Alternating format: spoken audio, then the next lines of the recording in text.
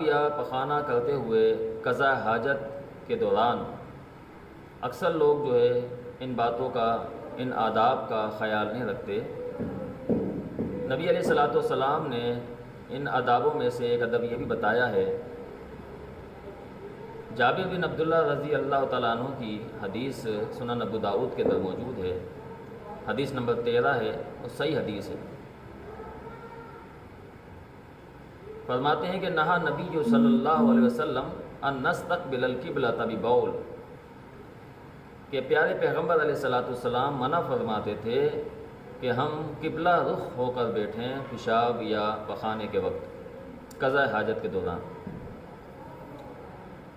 تو یہ بات انتہائی ضروری ہے اور یقیناً اس میں بہت سے راز مضمر ہیں، پوشیدہ ہیں۔ اکثر ان جگہوں پر جہاں پر بیت الخلاء نہیں ہوتے اور لوگ